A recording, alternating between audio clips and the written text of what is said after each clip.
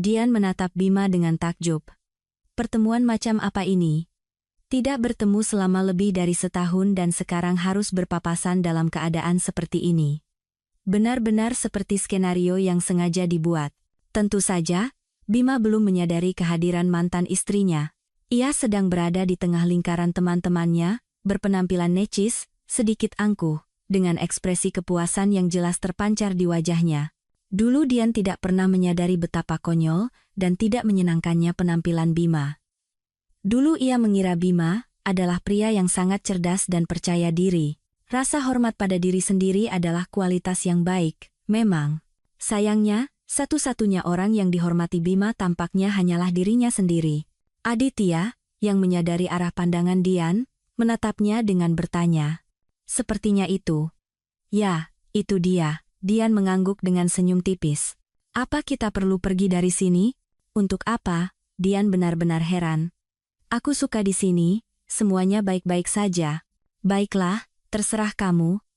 Aditya menepuk bahu Dian dengan lembut untuk memberinya semangat. Sentuhannya selalu menenangkan dan membuat wanita itu rileks. Kali ini pun begitu. Betapa beruntungnya mereka bertemu. Jika tidak, Dian mungkin akan terus hidup dalam keyakinan bahwa semua pria sama seperti mantan suaminya. Sementara itu, Bima, dengan tampang sok pintarnya, sedang menceritakan sesuatu kepada orang-orang di sekelilingnya. Ia sangat mirip kalkun yang membusungkan dada karena bangga. Dian mengenali beberapa orang di meja itu. Ada dua sahabat Bima bersama istri mereka. Dian tidak pernah terlalu menyukai pergaulan orang-orang ini. Ia bahkan tidak tahu harus berbicara apa dengan mereka. Tidak ada minat yang sama, tidak ada titik temu. Istri-istri teman Bima biasanya membahas resep masakan, urusan arisan, toko-toko terbaru, atau model ponsel. Dian tidak bisa, dan tidak mau, ikut campur dalam topik-topik itu. Para wanita itu tampak tidak tulus, tidak ramah, dan palsu di matanya, terlalu dangkal. Karena itulah Dian selalu merasa seperti orang asing di antara mereka, dan berharap malam yang membosankan bersama teman-teman suaminya akan segera berakhir. Di rumah, ia biasanya akan mendengar tuduhan dari suaminya tentang ketidakmampuannya bersosialisasi. Kamu duduk di sana seperti orang bodoh, tidak bisa mengucapkan sepatah kata pun. Aku malu punya istri udik sepertimu. Dian bahkan merasa bersalah dan meminta maaf. Saat itu, ia berpikir Bima benar. Ia adalah istri yang buruk, dan mungkin memang bodoh, karena tidak bisa mengobrol dengan orang lain. Dian memang tidak punya banyak pengalaman berinteraksi dengan pria sebelumnya. Mungkin karena itulah ia tidak langsung melihat siapa suaminya sebenarnya. Bima menaklukkannya dengan kegigihan dan kepercayaan diri, menciptakan citra seorang pria sukses dan cerdas yang di belakangnya seorang istri akan merasa aman seperti di balik benteng yang kokoh. Dan Dian, yang saat itu masih sangat muda, kehilangan akal sehatnya. Beberapa waktu kemudian, ia merasa sayang dan takut untuk menghancurkan hubungan itu. Dian tumbuh tanpa ayah. Ia dan ibunya tinggal di sebuah rumah petak kecil di sebuah gang padat di pinggiran Jakarta. Daerah itu tidak terlalu elit atau makmur, tapi tepat di luar jendela terbentang sebuah tanah kosong yang luas, ditumbuhi ilalang tinggi dan dilintasi jalan setapak. Di seberang tanah kosong itu ada jalan tol, tempat truk-truk besar dan kontainer melaju kencang. Terkadang Dian hanya duduk di ambang jendela yang lebar dan mengamati mobil, pejalan kaki langka yang bergegas melintasi tanah kosong, dan anak-anak yang menerbangkan layang-layang. Dan betapa fantastisnya pemandangan matahari terbenam dan terbit yang bisa dilihat gadis kecil itu dari satu-satunya jendela di kamar mereka. Sungguh menakjubkan. Dian pernah mencoba melukisnya, tetapi tidak pernah berhasil. Rupanya takdir tidak memberkatinya dengan bakat seni. Masa kecil Dian, sama sekali tidak bisa disebut sejahtera secara finansial.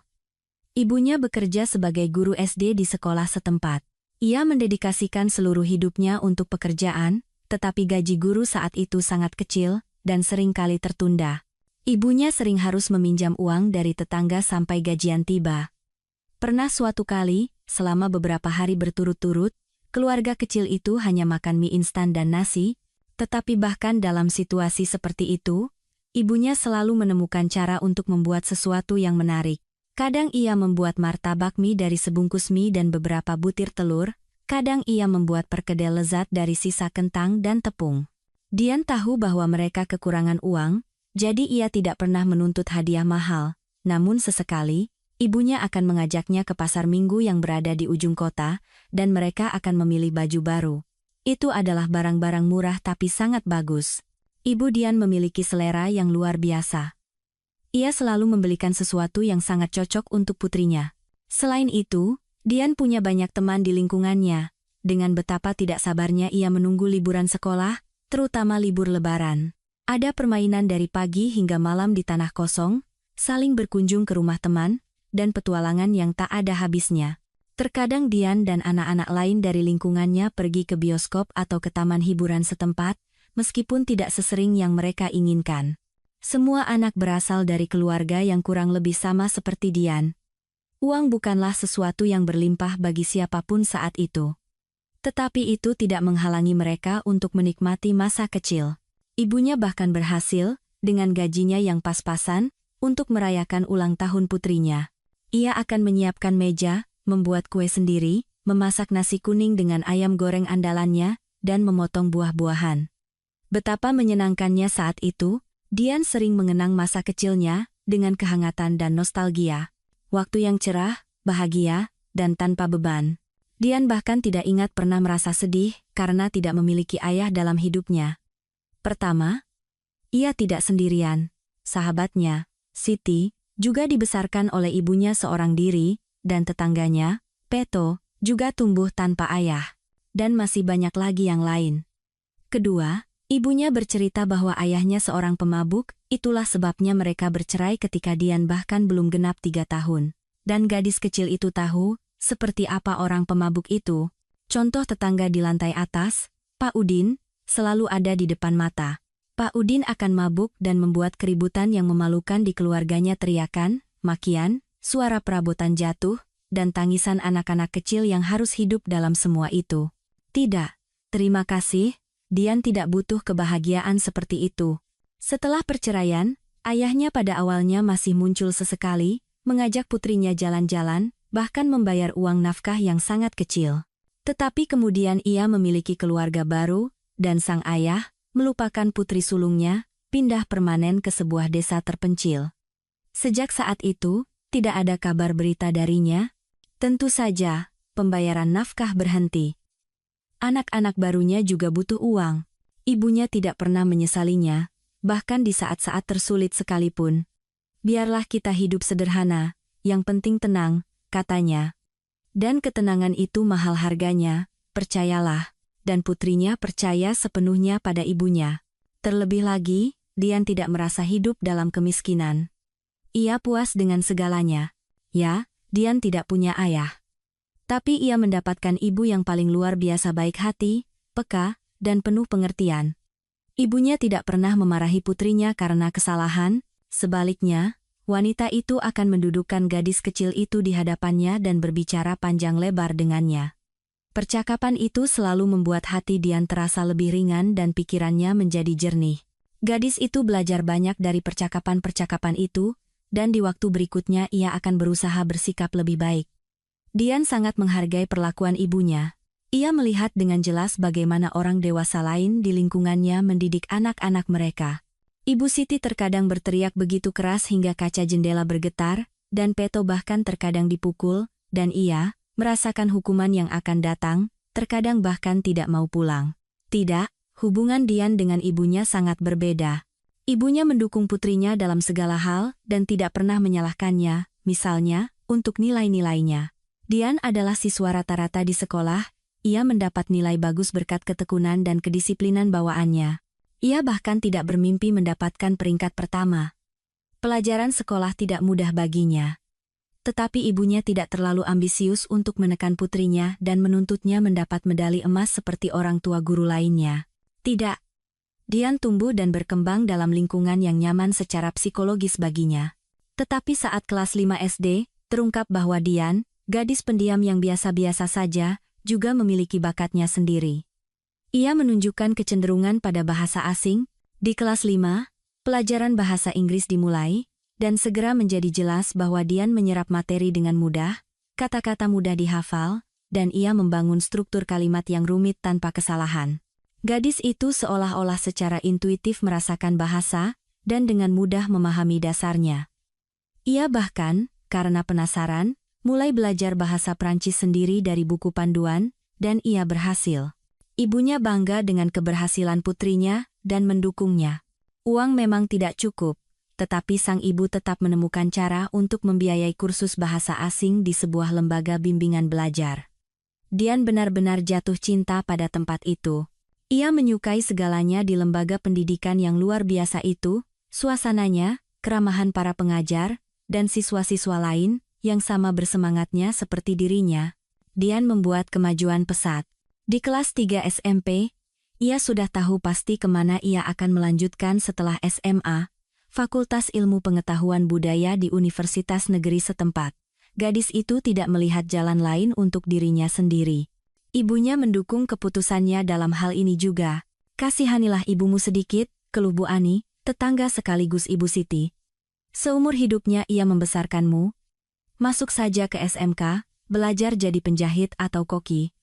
Kamu akan punya keahlian. Dalam 3 tahun kamu sudah bisa mulai menghasilkan uang, ibumu akan lebih mudah. Ini masih 2 tahun lagi di SMA, lalu 5 tahun di universitas. 7 tahun lagi duduk di leher ibumu, gila. Ani, apa yang kamu bicarakan? Seru Ibu Dian, yang kebetulan mendengar percakapan itu. Ini masa depannya. Dia penerjemah alami. 7 tahun itu bukan apa-apa, akan berlalu tanpa terasa. Ya, terserah kalianlah. Siti, putri Bu Ani dan sahabat Dian, masuk ke SMK jurusan Tata Boga dan memang, 3 tahun kemudian ia sudah menghasilkan uang yang lumayan di sebuah pabrik roti. Dian saat itu masih mahasiswa tingkat pertama. Siti mulai berpakaian bagus, bergaul dengan teman-teman baru di klub-klub, dan memakai riasan yang mencolok. Awalnya ia mengajak Dian, tetapi bagaimana mungkin Dian bisa mengimbangi temannya yang sudah dewasa dan mandiri itu? Pertama, tidak ada uang untuk semua hiburan itu. Kedua, kuliah di universitas menyita banyak waktu.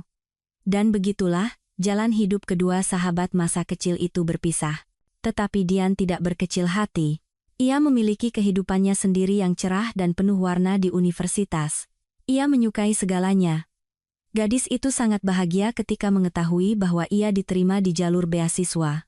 Dan betapa bahagianya sang ibu. Ibu selalu percaya padamu, kata ibunya pada malam bersejarah ketika hasil ujian masuk diumumkan. Wanita itu bahkan menyiapkan makan malam istimewa untuk dirinya dan putrinya. Ibu tidak ragu kamu akan berhasil, tapi tetap saja cemas, tentu saja, tapi sekarang ibu lihat. Kekhawatiran ibu sia-sia. Ayo, nak, belajarlah, berusahalah. Sekarang masa depanmu ada di tanganmu, kamu pasti bisa. Kamu anak ibu yang pintar. Dan Dian berusaha. Ia belajar dengan senang hati. Di sekolah, Dian tidak pernah menjadi bintang kelas, tetapi di sini, tiba-tiba ia menjadi mahasiswa terbaik di angkatannya, dan bahkan mendapatkan beasiswa prestasi, yang tentu saja sangat membantu. Meskipun jumlahnya kecil, setidaknya cukup untuk ongkos transport ke kampus selama sebulan. Mata kuliah linguistik diampu oleh seorang profesor dan dekan fakultas, Pak Santoso. Ia adalah seorang pria yang sudah sangat berumur, kurus, dengan rambut beruban yang elegan, selalu berpakaian rapi. Tidak ada jeans dan kaos seperti dosen-dosen muda, hanya kemeja putih bersih, celana bahan dengan lipatan setrika yang tajam, rompi, dan jas. Dan dalam hal ini terdapat pesona khususnya. Pak Santoso sangat bersemangat dengan mata kuliahnya, itu sangat terlihat dan menarik. Di kelasnya, para mahasiswa duduk diam, mengikuti setiap gerak-gerik profesor dengan mata berbinar, menangkap setiap katanya. Kuliah Pak Santoso berlalu sekejap mata. Akibatnya, tingkat kelulusan di mata kuliahnya sangat tinggi. Bahkan tidak perlu belajar keras untuk ujiannya, materi secara ajaib tersusun rapi di kepala para mahasiswa, sungguh seperti sihir. Pada akhirnya, di bawah bimbingan Pak Santosolah Dian menulis skripsinya, ia adalah dosen favoritnya, jadi gadis itu senang diterima olehnya, dan profesor itu sendiri jelas memiliki rasa sayang terhadap mahasiswi berbakat itu. Kamu punya bakat istimewa, kamu sangat merasakan bahasa, Pak Santoso sering berkata pada Dian. Masa depan cerah menantimu. Selama proses pengerjaan skripsi, profesor dan mahasiswinya menjadi lebih dekat. Tanpa disadari, percakapan mereka beralih ke topik pribadi, hal yang tak terhindarkan. Begitulah Dian mengetahui bahwa Pak Santoso memiliki seorang istri dan seekor anjing kesayangan, tetapi Tuhan tidak memberi mereka anak. Namun, profesor itu praktis membesarkan keponakannya, putra dari saudara perempuannya. Ayah anak itu meninggal muda, jadi sang paman menggantikan peran orang tuanya. Pak Santoso lah yang membantu Dian mendapatkan pekerjaan pertamanya. Ia merekomendasikannya kepada beberapa kenalannya di sebuah biro perjalanan. Gadis itu sangat berterima kasih padanya. Ia mengerti betapa sulitnya mencari pekerjaan bagi seseorang tanpa pengalaman dan koneksi, dan di sini, semuanya terselesaikan dengan begitu baik. Kenalanku itu, nanti akan berterima kasih berkali-kali padaku, karena telah merekomendasikanmu. Pak Santoso tersenyum hangat menanggapi ucapan terima kasih Dian, dan dimulailah kehidupan yang sama sekali berbeda bagi gadis itu. Pertama, ia sekarang punya uang di tangannya. Uangnya sendiri, dan bukan sekadar uang receh seperti beasiswa. Setelah menerima gaji pertamanya, Dian tertegun karena terkejut, jumlahnya hampir 3 kali lipat gaji ibunya. Gadis itu segera membeli banyak makanan lezat untuk meja makan, memutuskan untuk mengadakan malam perayaan. Ia juga memilihkan gaun batik yang indah untuk ibunya di toko. Ia tahu ibunya sudah lama memimpikan gaun seperti itu. Ibunya bahkan menangis karena bahagia untuk putrinya. Dan tentu saja, hadiah dari Dian sangat menyentuhnya. Akhirnya tiba saatnya ketika aku bisa mengatakan bahwa semua ini tidak sia-sia. Itulah kalimat yang diucapkan ibunya malam itu. Bukannya aku ragu, tapi aku tidak pernah berpikir nasibmu akan berjalan begitu baik sejak awal. Sekarang, omong-omong, akhirnya kamu bisa memikirkan kehidupan pribadimu, kehidupan pribadi. Entah bagaimana Dian selalu menghindari topik ini. Dian adalah gadis yang sangat menarik, dan ia tahu itu. Rambut hitam legam sedikit di bawah bahu, mata coklat besar, alis tebal yang melengkung, tubuh langsing, jenjang, dan tinggi.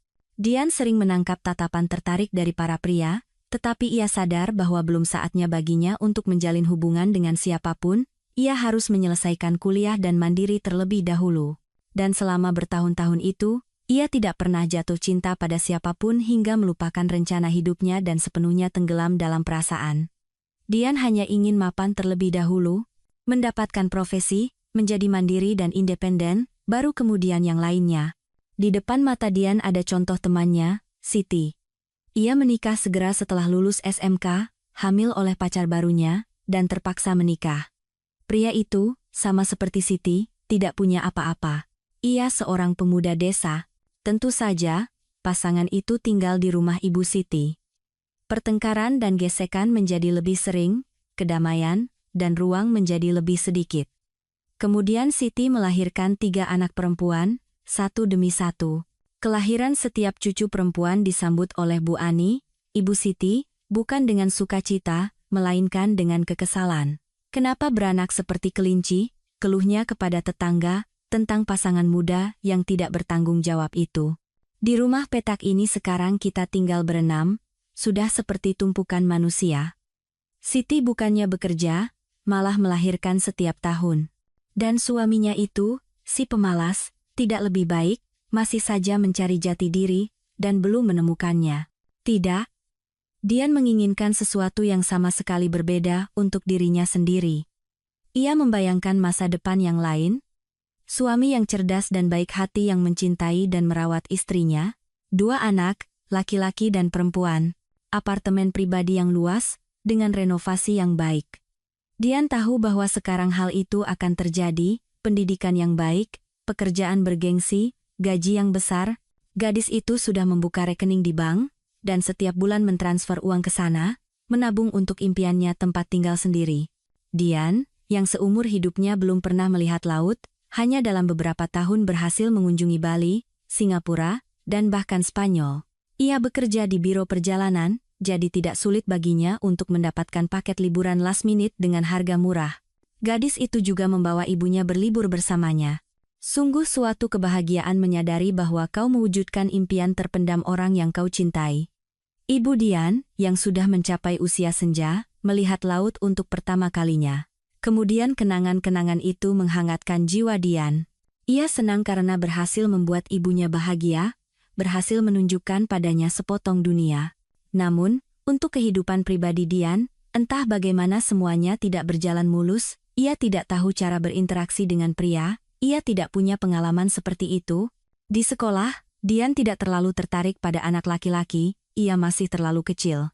Tentu saja, banyak teman sebayanya sudah berteman akrab dengan pria, tetapi Dian dalam hal ini tampaknya terlambat dewasa.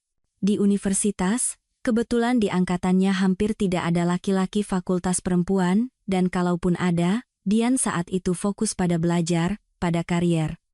Tidak ada waktu untuk percintaan, dan setelah itu, Dian mulai takut pada pria. Entah bagaimana mereka semua tidak bisa dipahami, berisik, kuat. Bagaimana cara berkomunikasi dengan mereka? Siapa yang tahu? Tentu saja, dari waktu ke waktu pria menaruh perhatian pada Dian, tetapi Dian menjadi takut, bingung, malu, dan melakukan segalanya agar penggemar barunya segera menjauh darinya. Gadis itu menyadari bahwa situasi seperti itu tidak normal. Ia sudah hendak pergi ke psikolog untuk mencari dan mengatasi trauma yang menghalangi terjalinnya kehidupan pribadinya, tetapi saat itulah ia muncul dalam hidupnya. Bima, pria yang tampan dan terawat, berpakaian modis dan mahal, tinggi, atletis, dengan sopan santun yang sempurna. Jelas seorang pengunjung tetap pusat kebugaran, tetapi bukan gunung otot yang berlebihan. Gaya berjalan yang ringan dan lentur, senyum yang mempesona. Ia datang ke biro perjalanan mereka beberapa kali untuk urusan pekerjaan, dan selalu menyapa Dian dengan sangat ramah. Gadis itu menangkap tatapannya dan langsung merasa malu, memarahi dirinya sendiri karena sifat pemalunya, tetapi tidak bisa berbuat apa-apa. Suatu hari mereka bertemu bukan di tempat kerja, tetapi di jalan. Hingga kini Dian tidak tahu apakah itu kebetulan atau Bima yang mengatur pertemuan yang seolah-olah tak terduga itu. Dan sekarang itu tidak penting lagi. Dian keluar dari toko buku, dan bertabrakan dengan Bima di pintu. Ia tersenyum, mempersilahkan gadis itu lewat, dan menyapa dengan ramah. Dian dengan malu menjawab sapaannya, merasakan jantungnya mulai berdebar kencang dan punggungnya merinding. Itulah efek Bima padanya. Bertemu ya bertemu, bisa saja terjadi. Dian melanjutkan perjalanannya, tetapi Bima menyusulnya beberapa menit kemudian. Awalnya ia hanya berjalan diam di sampingnya. Dian tidak tahu bagaimana harus bereaksi, dan sepertinya Bima bahkan sedikit menikmati kebingungannya. Kamu sangat manis saat malu. Akhirnya pria itu berkata, dan secara umum, kamu sangat cantik. Dan gadis yang pemalu. Aku belum pernah bertemu yang sepertimu sebelumnya. Terima kasih, bisik Dian. Pujian itu membuat kepalanya pusing. Ya, ia menyadari bahwa Bima menatapnya dengan cara yang istimewa, tetapi ia tidak pernah berpikir bahwa Bima akan mengakui ketertarikannya seperti ini. Dan apa selanjutnya? Selanjutnya, Bima mengambil semua inisiatif. Dian bahkan tidak menyadari bagaimana ia berhenti merasa malu. Mereka hanya berjalan-jalan keliling kota dan mengobrol tentang segala hal, seperti teman lama. Ia adalah lawan bicara yang luar biasa. Bima sepertinya bisa membahas topik apapun. Ternyata ia bekerja sebagai kepala departemen di sebuah BUMN. Mereka sudah lama bekerja sama dengan biro perjalanan Dian, membeli paket liburan secara grosir untuk karyawan yang berprestasi sebagai hadiah atas kerja keras mereka. Untuk urusan inilah Bima sesekali mengunjungi bos Dian. Bima tinggal sendiri di apartemennya sendiri, dan yang terpenting, saat ini ia tidak sedang menjalin hubungan, tetapi sangat mencarinya. Sejak kecil aku bermimpi bertemu dengan gadis yang pemalu, lembut, dan cantik, Bima berterus terang pada Dian. Sejak kecil, idola saya adalah Putri Abu dari dongeng. Kupikir yang seperti itu sudah tidak ada lagi. Tapi kemudian aku bertemu denganmu, dan sepertinya kamu persis seperti itu. Dian saat itu meleleh oleh pujian dan perbandingannya yang terasa manis. Baru kemudian ia menyadari bahwa Putri Abu bukanlah karakter yang paling bahagia dan mandiri. Ia hidup, bekerja keras, bersabar, dan tidak pernah menunjukkan keluhan apapun. Ya, memang, istri seperti itulah yang dibutuhkan Bima. Ia bahkan tidak menyembunyikannya. Hanya saja Dian terlalu naif, dan tidak berpengalaman untuk langsung memahami segalanya. Pasangan muda itu mulai berkencan. Bima menjadi sandaran yang kokoh bagi Dian, yang selalu ia impikan. Ia tahu persis kemana mereka harus pergi ke bioskop atau restoran, ia sepenuhnya mengatur waktu luang mereka, memberi Dian hadiah, mengelilinginya dengan perhatian dan kepedulian. Gadis itu menyukainya saat itu, akhirnya ia tidak perlu memutuskan apapun. Sangat menyenangkan merasakan bahwa ada orang lain yang bertanggung jawab untukmu, dan Bima dengan senang hati mengambil tanggung jawab atas Dian. Setiap malam pria itu menjemputnya di kantor setelah bekerja. Mereka makan malam di sebuah restoran, lalu berjalan-jalan lama di kota, terkadang mereka pergi ke bioskop, terkadang ke arena bowling. Sesekali, pasangan itu bertemu dengan teman-teman Bima. Dian tersenyum pada orang-orang ini, tetapi sayangnya tidak bisa menemukan bahasa yang sama dengan pasangan mereka. Oleh karena itu, pertemuan bersama ini membuat Dian tidak nyaman, meskipun ia berusaha untuk tidak menunjukkannya kepada Bima. Ia ingin Bima hanya merasakan emosi positif saat bersamanya. Gadis itu sering menyesuaikan diri dengannya. Ia tidak selalu menyukai film yang dipilih Bima. Tetapi Dian menunjukkan antusiasme penuh. Di kafe, gadis itu juga memesan persis apa yang direkomendasikan pasangannya, dan begitu seterusnya dalam segala hal. Bima, kan, sering berkata bahwa Dian adalah gadis impiannya, menyebutnya unik, satu-satunya. Dan Dian hanya tidak ingin mengecewakannya. Kemudian, setelah sekitar 1 tahun pertemuan dan kencan yang konstan, Bima melamar Dian. Itu benar-benar tidak terduga, tetapi sesuai dengan semua aturan, di sebuah restoran, dengan musik romantis, berlutut dengan satu kaki, dan menyodorkan kotak, beludru merah dengan cincin di dalamnya. Dian saat itu, menutup wajahnya dengan tangan dan tertawa. Ia merasa bahagia dan terlindungi. Mimpinya menjadi kenyataan. Sekarang ia akan memiliki keluarga yang kuat dan rukun, suami yang baik dan mapan, pekerjaan yang dicintai, dan gaji yang baik sudah ada. Ternyata, semua seperti yang pernah ia bayangkan. Benarkah ini terjadi padanya? Tentu saja, Dian menjawab ya, tidak mungkin lain. Lalu ada perkenalan dengan orang tua Bima. Dian sedikit khawatir bagaimana mereka akan menerimanya. Bagaimanapun, mereka adalah orang-orang yang cukup kaya, sementara ia dari keluarga miskin dan tidak lengkap, tetapi semuanya berjalan lancar. Ibu dan ayah Bima sepenuhnya menyetujui dan mendukung pilihan putra mereka. Dian sepertinya sangat mereka sukai. Bima sudah banyak bercerita tentangmu pada kami, senyum calon ibu mertuanya, sekarang kami melihat bahwa penilaiannya benar. Kamu memang luar biasa. Namun, di mata Ibu Dian, Bima langsung menimbulkan kecurigaan. Gadis itu segera menyadarinya dari tatapan dan ekspresi wajah ibunya. Tentu saja itu urusanmu, wanita itu berbagi pendapatnya ketika Bima pergi, tapi bagiku dia sepertinya terlalu. Aku tidak tahu kata apa yang tepat untuk menggambarkannya. Terlalu percaya diri, bukankah dia terlalu menekanmu? Ah, ibu ini, Dian memeluk erat ibunya. Dia orang yang paling luar biasa di dunia. Semoga saja begitu. Dian berpikir saat itu bahwa ibunya hanya sedikit cemburu. Tentu saja. Selama bertahun-tahun mereka hidup berdua. Begitu akrab. Dan tiba-tiba putrinya memulai kehidupannya sendiri yang terpisah. Setelah menikah, Dian pindah ke apartemen Bima, apartemen yang luas dan berperabotan mahal di pusat kota. Tempat yang indah. Gadis itu berusaha menyenangkan suaminya, menjaga sarang keluarga mereka dalam kebersihan mutlak. Bima sepertinya tidak pernah menegur istri mudanya, tetapi ketika melihat sesuatu yang tidak beres, ia tanpa sadar akan mengerutkan kening, dan Dian berusaha untuk tidak membiarkan situasi seperti itu terjadi. Bima adalah orang yang sangat rapi dan mengharapkan hal yang sama dari orang lain. Pasangan muda itu memutuskan untuk tidak menunda memiliki anak. Itu adalah keinginan Bima, ia sangat menginginkan seorang putra, seorang pewaris, begitu katanya. Entah kenapa Dian takut mereka tidak akan langsung punya anak. Di tempat kerja, ia mendengar cerita dari rekan-rekan bahwa saat ini tidak begitu mudah untuk melahirkan bayi yang sehat dan kuat. Banyak yang harus berobat selama bertahun-tahun sebelum bisa hamil, dan Dian sangat tidak ingin mengecewakan suaminya. Bima suka ketika semuanya berjalan sesuai rencana. Setiap penyimpangan dari jalur membuatnya kesal, orang yang terorganisir dalam segala hal. Tapi Dian khawatir sia-sia. Hanya beberapa bulan setelah pernikahan, Ia dengan gembira mengumumkan kepada suaminya bahwa ia sedang mengandung. Bima tersenyum begitu bahagia sehingga hati istrinya terasa hangat. Ia berpikir bahwa anak mereka akan memiliki ayah yang paling peduli dan penyayang, tidak seperti dirinya. Kehamilannya tidak berjalan mulus sejak awal.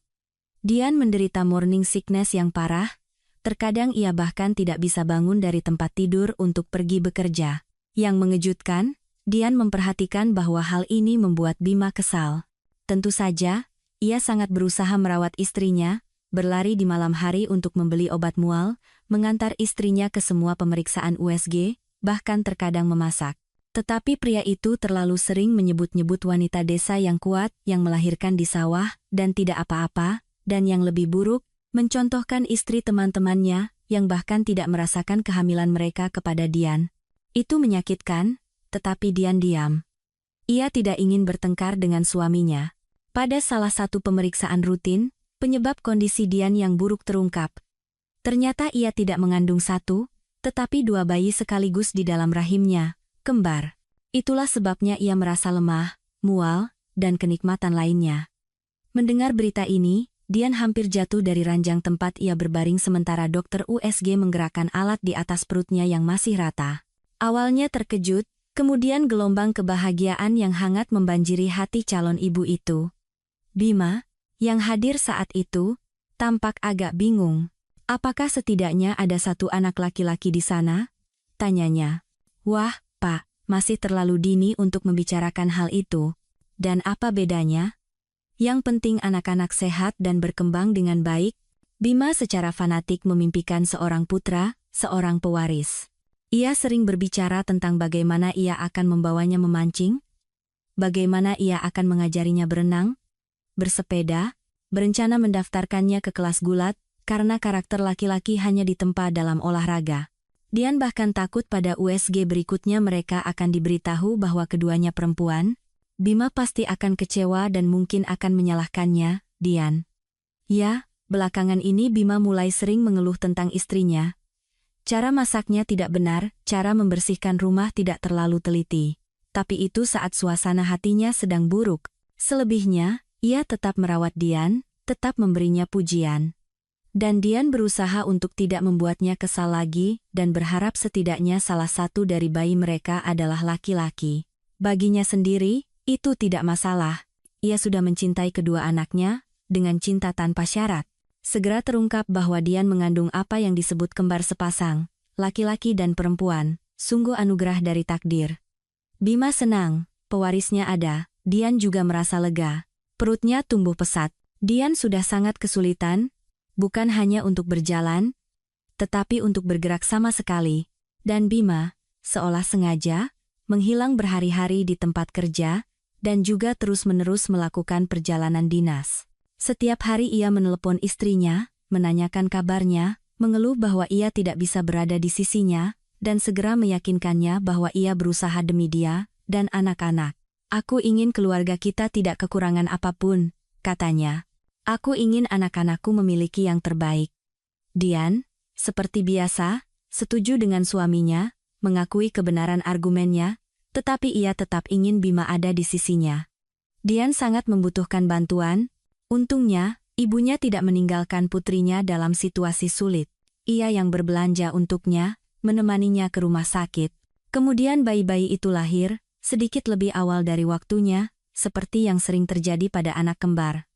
Laki-laki dan perempuan, Bagas dan Bening, berisik, penasaran, dan lincah. Dan Dian pun sibuk. Sekarang semua waktunya didedikasikan untuk anak-anak, mengganti popok, menimang, memberi makan, mencuci, jalan-jalan, memandikan. Bima membantu sebisanya, tetapi ia lelah bekerja. Dian berusaha untuk tidak terlalu membebaninya dengan pekerjaan rumah tangga, ia mengatasi semuanya sendiri. Tangisan bayi, terutama saat mereka bangun di malam hari, jelas membuat Bima kesal. Dian melihatnya. Ia merasa sedikit sakit hati, tetapi ia mencoba untuk memahami suaminya. Ya, sebagai ibu muda dengan 2 bayi di tangannya, ia sangat lelah, tetapi Bima tidak lebih mudah. Di pundaknya ada tanggung jawab atas kesejahteraan finansial keluarga. Ia berhak untuk beristirahat dan tenang di rumahnya sendiri. Dan Dian berusaha sekuat tenaga untuk memberikan ketenangan itu kepada suaminya. Waktu berlalu, anak-anak tumbuh besar. Dian merasa lebih mudah. Namun, dalam kesibukannya merawat anak-anak, ia tidak menyadari banyak hal. Bima semakin menjauh. Sekarang ia tidak muncul di rumah selama berhari-hari, berminggu-minggu, dengan alasan pekerjaan. Kadang perjalanan dinas, kadang makan malam bisnis, kadang perjalanan dan pertemuan penting lainnya. Dian tidak mendalami detailnya, ia tidak punya waktu untuk itu. Dan ibunya, yang pada awalnya begitu sering membantu putrinya dengan cucu-cucunya, tiba-tiba kesehatannya menurun. Dian pada awalnya juga tidak menyadarinya, mata ibunya yang sayu, migrennya yang semakin sering, kelelahan yang tak berkesudahan. Sibuk dengan masalahnya sendiri, Dian sama sekali tidak memperhatikan semua itu. 2 bayi sekaligus bukanlah hal yang mudah. 3 tahun berlalu tanpa terasa. Bening dan Bagas sudah besar. Dian memutuskan sudah waktunya untuk memasukkan anak-anak ke taman kanak-kanak dan ia sendiri kembali ke pekerjaan yang dicintainya.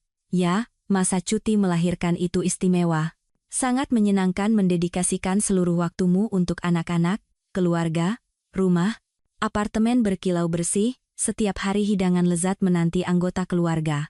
Tetapi Dian sangat ingin kembali ke kantor, berpakaian modis, merias wajah, berkomunikasi dengan rekan kerja, dan melakukan pekerjaan favoritnya menerjemahkan.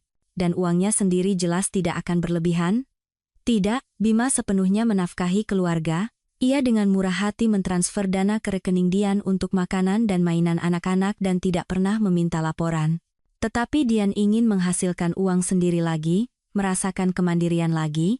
Wanita itu dengan tidak sabar menunggu akhir cuti melahirkannya.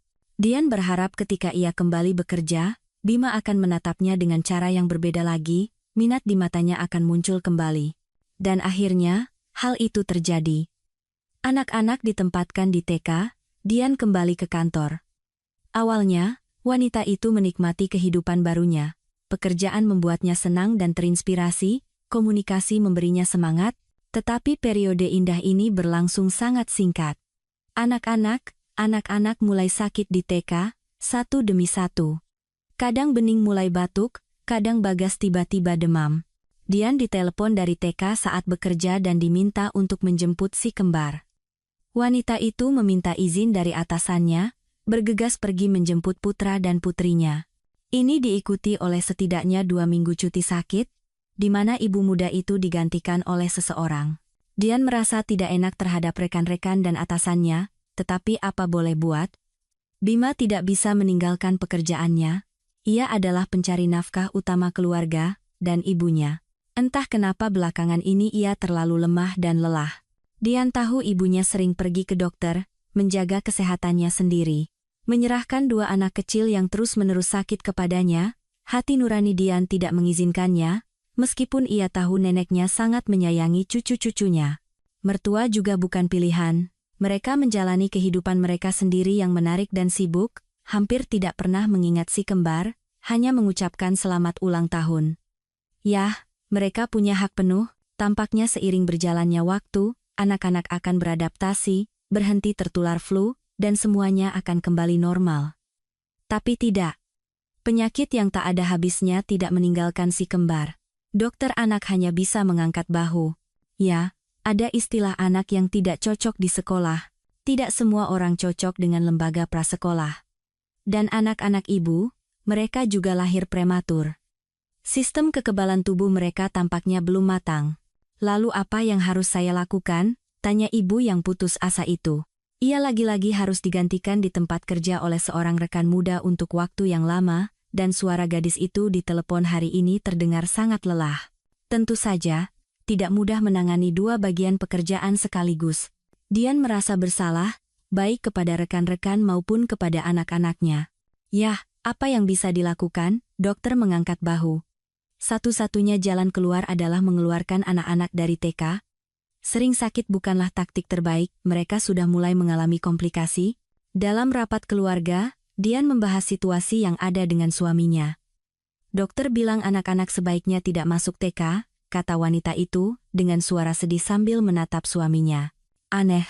Di zaman saya, tidak ada yang seperti ini dengan anak-anak.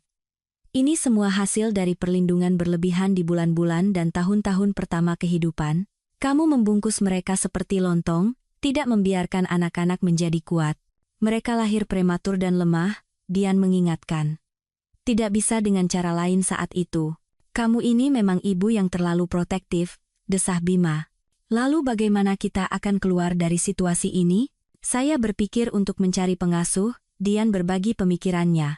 Pengasuh? Bima mencibir. Anak-anakku akan diasuh oleh wanita asing, yang akan terus-menerus berada di rumah kita? Tidak terus-menerus, hanya selama jam kerjaku. Saya sudah menelepon agensi, dan tidak, kata Bima tegas. Aku tidak akan membiarkan orang asing mendekati anak-anakku, dan secara ekonomi itu, tidak terlalu menguntungkan. Gaji kamu tidak akan cukup untuk membayar jasa pengasuh profesional yang berkualitas, dan yang lain tidak kita butuhkan. Jadi lebih baik kamu tinggal di rumah dan mengurus anak-anak, itulah satu-satunya keputusan yang benar. Dian mencoba membantah. Ia berusaha menyampaikan kepada suaminya betapa pentingnya pekerjaan baginya. Itu bukan hanya cara untuk menghasilkan uang, tetapi juga bidang untuk realisasi diri, berkomunikasi dengan orang-orang menarik. Tetapi Bima bersikeras. Ia secara kategoris menentang pengasuh dan bersikeras agar istrinya tinggal di rumah. Ingat betapa baiknya saat kamu cuti melahirkan? Rumah bersih, anak-anak ceria dan tenang, selalu ada makanan lezat. Dan sekarang, berhentilah bekerja. Jangan pikirkan lagi. Tetap saja harus ada yang menjaga anak-anak. Masa aku yang harus meninggalkan jabatanku? Dan Dian terpaksa menerima keputusan ini. Bima menekannya. Seperti yang selalu terjadi. Bahkan di awal hubungan mereka, Dian terus-menerus menyesuaikan diri dengan pendapatnya. Awalnya, ia sendiri mencoba untuk menyenangkan orang yang dicintainya, dan karena itu mengalah padanya dalam segala hal. Kemudian, ketika ia mencoba untuk mengungkapkan pendapatnya yang berbeda dari suaminya, ia dihadapkan pada tekanannya yang kuat. Bima tidak mentolerir sanggahan dan menuntut kepatuhan penuh dari Dian. Apa yang dulu tampak baginya sebagai benteng batu yang kokoh ternyata hanyalah sangkar atau jebakan yang tidak ada jalan keluarnya. Sangat berat bagi Dian untuk berhenti dari pekerjaan yang dicintainya. Rekan-rekannya membujuknya untuk tetap tinggal, menawarkan berbagai pilihan untuk anak-anak, TK swasta, pengasuh. Tetapi wanita itu sadar bahwa Bima tidak akan setuju dengan argumen apapun. Ia telah dengan jelas menyatakan pendapatnya, dan hanya pendapatnya lah yang berhak ada. Setelah bekerja selama 2 minggu yang diwajibkan, Dian pulang dengan suasana hati yang tertekan. Ia merasa telah membuat pilihan yang salah, dan rutinitas dengan anak-anak pun kembali mengalir. Semuanya seperti biasa, mencuci, membersihkan, memasak, kegiatan edukatif. Anak-anak sudah besar, saatnya untuk les. Dian mendaftarkan si kembar ke les seluncur es dengan harapan mereka akan menjadi lebih kuat, lebih sehat, dan lebih tangguh. Dan kemudian ia bisa kembali bekerja. Tentu saja, sepertinya tidak mungkin untuk kembali ke posisi semula, posisinya sudah diisi oleh orang lain. Jadi tidak ada tempat untuk kembali, tapi bisa saja mencari pilihan lain. Waktu berlalu, hubungan dengan Bima benar-benar memburuk. Ia tidak lagi melihat istrinya sebagai separuh jiwa, wanita yang dicintai. Baginya, Dian adalah pengasuh, juru masak, tukang cuci, petugas kebersihan staf pelayan, tidak lebih. Bima hampir tidak pernah berbicara dengan istrinya, dan jika ia memperhatikannya, itu hanya untuk sekali lagi menyalahkannya atas sesuatu. Dian mencoba untuk menyentuh hati suaminya, ia secara langsung berbicara tentang perasaan dan keinginannya. Begitulah yang disarankan oleh para psikolog terkenal, utarakan apa yang ada di hatimu, jujurlah dengan pasanganmu. Tetapi Bima sepertinya sama sekali tidak tertarik pada dunia batin dan perasaan istrinya. Memangnya apa yang bisa dibicarakan denganmu? Ia mencibir. Tentang wajan, resep, dan prestasi anak-anak, siapa yang tertarik dengan obrolan ibu rumah tangga? Kata-kata itu melukai Dian tepat di jantungnya. Dulu ia adalah mahasiswa terbaik di angkatannya, kemudian seorang spesialis yang dicari, dan sekarang, terpaksa mengurus anak-anak, dan suaminya menganggapnya sebagai ibu rumah tangga kolot yang terbatas. Namun, dalam banyak hal Bima benar. Dian curiga, Bima punya selingkuhan. Terlalu sering ia pulang kerja larut malam, dan terkadang bahkan tidak pulang sama sekali, dengan alasan sibuk. Memangnya kamu mau bagaimana? Aku sendirian yang menafkahi keluarga. Bayangkan saja tanggung jawab di pundakku. Ini bukan sekadar membersihkan ingus anak-anak dan memasak sayur lodeh. Aku bekerja keras, makanya aku pulang larut. Kira-kira begitulah jawaban Bima ketika Dian mencoba menyampaikan bahwa ia perlu menghabiskan lebih banyak waktu dengan keluarga. Anak-anak tidak hanya membutuhkan perhatian ibu, tetapi juga interaksi dengan ayah, tapi Bima. Sepertinya ia benar-benar kehilangan minat pada si kembar. Dulu pria ini secara fanatik memimpikan seorang putra, dan sekarang, ketika Bagas yang sedang tumbuh begitu merindukan ayahnya, Bima sama sekali berhenti memperhatikan anak-anaknya sendiri. Seolah-olah mereka tidak lagi menarik baginya. Sudah bosan bermain, dan kemudian ibunya. Kondisi kesehatannya menimbulkan kekhawatiran yang semakin besar bagi Dian. Ibunya menjadi kurus, pucat, dan ada kesedihan yang tak berkesudahan di matanya. Wanita itu mencoba menyembunyikan kesedihan itu di balik senyuman ketika datang mengunjungi putri dan cucu-cucunya. Ia bersikap seolah-olah tidak ada apa-apa, tetapi Dian melihatnya. Sekarang sudah tidak mungkin untuk tidak menyadarinya, dan ibunya terlalu sering pergi ke rumah sakit. Dulu tidak seperti itu. Dian mencoba bertanya pada ibunya tentang apa yang terjadi, tetapi ibunya selalu menenangkannya. Usia ibu sudah tua, apa yang kamu harapkan? Senyum ibunya, mengelus rambut Dian seperti di masa kecil. Di sampingnya, Dian, seorang ibu dewasa dengan 2 anak, kembali merasa seperti gadis kecil yang dicintai dan bahagia.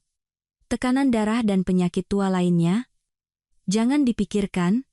Semua baik-baik saja. Tetapi tidak ada yang baik-baik saja. Suatu pagi, Dian ditelepon oleh seorang tetangga yang memberitahukan bahwa ibunya semalam dilarikan dengan ambulans ke rumah sakit provinsi. Tangan dingin ketakutan mencengkeram hati Dian. Wanita itu meraih anak-anaknya, yang tidak ada yang bisa menjaganya, dan bergegas ke rumah sakit itu. Sepanjang jalan, jantungnya berdebar kencang. Ia belum pernah merasakan ketakutan sebesar itu untuk orang yang dicintainya. Dian memarahi dirinya sendiri karena percaya begitu saja pada ibunya. Lebih mudah baginya untuk berpikir bahwa orang yang dicintainya memang baik-baik saja. Pertama, hatinya lebih tenang. Kedua, tidak perlu melakukan apa-apa, Dian sudah cukup sibuk dengan anak-anak. Dan sekarang ibunya dibawa ambulans. Padahal, mungkin semua ini bisa dicegah. Dian meninggalkan anak-anaknya dengan seorang perawat muda yang setuju untuk menjaga mereka. Sepertinya ia sangat menyukai anak-anak kecil, wajah yang baik dan terbuka, senyum yang manis. Saat itu, Dian hampir tidak peduli pada siapa ia meninggalkan anak-anaknya. Ia mencari ibunya, ia ingin menatap mata yang dikenalnya, mendengar suara yang dicintainya. Tetapi tidak berhasil, Dian menemukan dokter yang merawat ibunya. Ternyata ia adalah seorang ahli bedah onkologi. Sungguh tak terduga. Ternyata ibunya sudah lama menderita penyakit ganas dan tak tersembuhkan. Bahwa tidak ada yang bisa dilakukan sudah jelas sejak awal. Selama beberapa tahun, para dokter berusaha semampu mereka untuk memperpanjang hidup ibu Dian yang semakin memudar. Ia mengonsumsi obat-obatan kuat, sadar betul bahwa itu bukan pengobatan, hanya penundaan. Dan ia tidak mengatakan apa-apa kepada putrinya, mungkin tidak ingin membuatnya khawatir. Tapi kami bukan Tuhan, kata dokter sambil mengangkat tangan. Kemarin ibumu masuk dalam kondisi kritis. Penyakitnya mengambil alih, seperti yang sudah diperkirakan. Ia di ICU. Tidak ada harapan, hitungannya tinggal jam. Bolehkah saya melihatnya? Air mata besar mengalir di pipi Dian. Terjadilah apa yang paling ia takuti. Orang yang paling dicintai dan terdekatnya akan segera tiada, dan tidak ada yang bisa dilakukan. Tapi Dian, ia tiba-tiba menyadari bahwa ia masih mengharapkan keajaiban. Segalanya bisa terjadi, kan? Ketika bencana besar menimpamu, dan begitu tiba-tiba, kesadaran menolak dan mencari jalan keluar. Melihatnya boleh saja, tapi ibumu, ia dalam keadaan koma. Ia tidak melihat, tidak mendengar, tidak merasakan apa-apa, tetapi Dian tetap masuk ke kamar ibunya. Sungguh tak tertahankan melihat orang yang dicintainya dalam kondisi seperti itu. Dian memegang tangan ibunya dan perlahan-lahan menyadari apa yang sedang terjadi. Ibunya tampak seperti sedang tidur, wajah yang tenang, kelopak mata yang terpejam rapat. Dian tiba-tiba berpikir bahwa ia tidak bisa mengingat pernah melihat ibunya tidur. Ibunya biasanya selalu bangun lebih dulu darinya, dan tentu saja tidur setelahnya. Dokter tidak salah, ibu Dian meninggal pada hari yang sama, hanya beberapa jam setelah putrinya yang berduka meninggalkan rumah sakit. Dian ditelepon dan diberitahu berita yang belum siap ia terima. Harus diakui, Bima mendukung istrinya di saat yang mengerikan itu. Ia sendiri yang mengatur pemakaman, mengantar anak-anak ke rumah orang tuanya, karena Dian tidak bisa menjaga mereka. Wanita itu sangat berterima kasih kepada suaminya untuk semua itu. Dian tidak menginginkan apa-apa, ia tidak tertarik pada apapun. Bahkan anak-anak untuk sementara waktu berhenti menjadi penting baginya. Wanita itu merasa sekarang ia sendirian di seluruh dunia. Ya, sendirian, meskipun memiliki anak dan suami. Bima, ia benar-benar asing, dingin, selalu tidak puas dan menghakimi. Anak-anak masih sangat kecil, dan Dian sendirian melawan seluruh dunia yang dingin dan kejam. Tetapi hidup terus berjalan. Dian harus menguatkan diri dan perlahan-lahan kembali ke rutinitas biasa. Urusan rumah tangga mengalihkan pikirannya dari pikiran-pikiran berat, si kembar kembali membuatnya bahagia. Bima bersikap seperti biasa, tidak ada yang berubah. Dingin dan meremehkan istrinya untuk hal-hal sepele, dan sangat jauh, benar-benar asing. Di tahun yang sulit setelah kepergian ibunya ini, Dian sangat ingin merasakan dukungan dan perhatian. Ia terus-menerus merasa kedinginan, bahkan di cuaca panas. Ia hanya kekurangan kehangatan manusia, yang diberikan ibunya bahkan dari kejauhan. Baru sekarang Dian dengan jelas memahaminya, tapi ibunya sudah tiada. Dian benar-benar sendirian di seluruh dunia. Ini menakutkan, menyedihkan, dan terkadang bahkan membuatnya panik. Di tahun yang berat itu juga, Dian mengetahui bahwa suaminya memang punya selingkuhan. Ia sudah curiga sebelumnya tentang hubungan suaminya di luar, tetapi sekarang Bima seolah-olah sama sekali tidak lagi bersembunyi. Suatu kali pria itu meninggalkan ponselnya di atas meja kopi, dan kekasihnya kebetulan mengiriminya pesan. Tentu saja, Dian tidak akan pernah memeriksa ponsel suaminya, tetapi di layar muncul foto yang sangat menarik, seorang pirang cantik dengan lingerie merah menyala. Dian melihat pesan itu, seseorang bernama Clara berteriak dengan huruf kapital bahwa ia sangat merindukan Bima dan menantikan kelanjutan petualangan semalam. Dian berpikir, baru kemarin suaminya lagi-lagi konon menginap di kantor karena laporannya belum selesai. Ternyata pria itu tidak berkutat dengan dokumen, melainkan mengalami petualangan. Dian menelusuri percakapan suaminya dengan si cantik berambut panjang itu. Ya, tidak ada keraguan lagi. Clara dan suaminya adalah sepasang kekasih, dan sudah lama. Dian meletakkan ponsel itu kembali. Apakah ia merasa sakit saat itu? Mungkin tidak. Bima sudah lama menjauh, dan Dian sadar bahwa ia punya seseorang. Tentu saja, ia pikir itu adalah gadis-gadis yang berbeda. Hubungan sesaat, tetapi ternyata Clara dan suaminya memiliki hubungan yang sudah cukup lama dan serius. Jadi Dian praktis tidak merasa kecewa. Hanya saja ada perasaan jijik di hatinya, dan harapan kecil bahwa hubungannya dengan Bima suatu saat akan membaik, benar-benar lenyap. Bahkan demi anak-anak, ia tidak akan mentolerir orang seperti itu di sisinya. Apa yang harus dilakukan? Apa yang harus diambil? Dian menyadari bahwa ia sangat rentan dalam posisinya. Ia memiliki 2 anak berusia 6 tahun dan sama sekali tidak memiliki penghasilan. Tapi tentang bagaimana mengatur hidupnya, ia akan memikirkannya nanti. Dan sekarang ia perlu berbicara terus terang dengan suaminya. Terlalu banyak kebohongan dalam hubungan mereka. Mungkin setelah percakapan yang jujur, hatinya akan terasa sedikit lebih lega. Bima keluar dari kamar mandi, duduk di sofa di depan televisi, mengambil ponselnya. Seperti biasa, ia tidak memperhatikan Dian yang duduk di sebelahnya. Suaminya tenggelam dalam membaca pesan. Dian memperhatikan wajahnya dengan saksama. Emosi apa yang akan muncul di sana? Tetapi tidak ada perasaan apapun. Dengan ekspresi tenang, pria itu membaca pesan dari kekasih mudanya. Sampaikan salam untuk Clara. Dian tidak tahan lagi. Ia ingin melihat reaksi suaminya. Bima menatapnya dengan heran. Jadi, Jadi kamu tahu? Dan semua ini dengan nada yang biasa, benar-benar tenang, seolah-olah memiliki selingkuhan bagi kepala keluarga adalah hal yang biasa. Aku tahu, angguk Dian. Ngomong-ngomong, dia cantik, kamu menggeledah ponselku.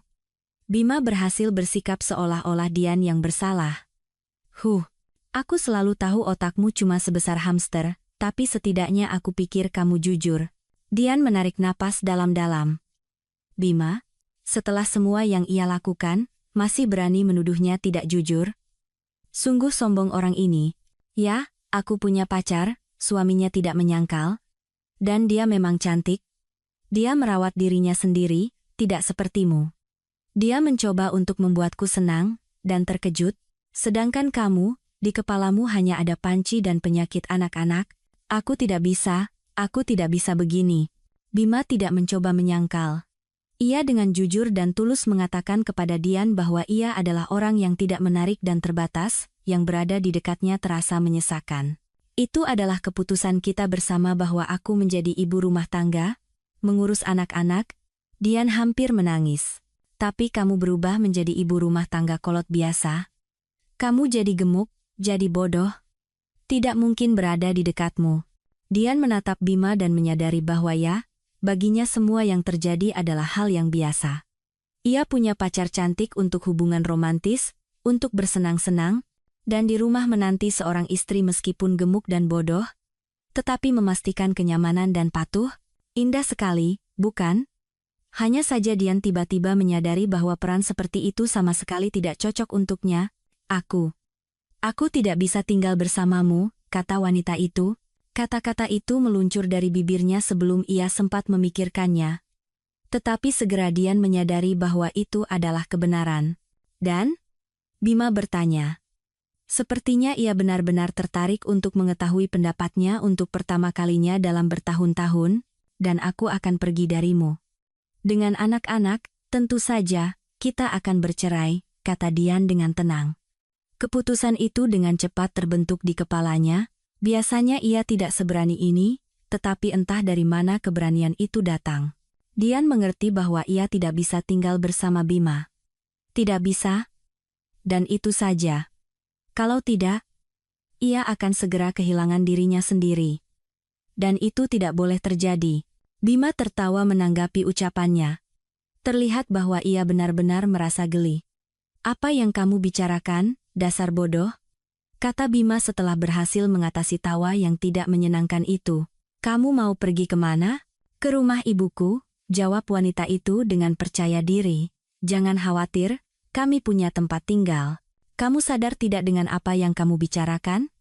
Dari kondisi seperti ini, dengan 2 anak, ke rumah petak, itu jauh lebih baik daripada hidup dalam kebohongan dan kedinginan, desah Dian.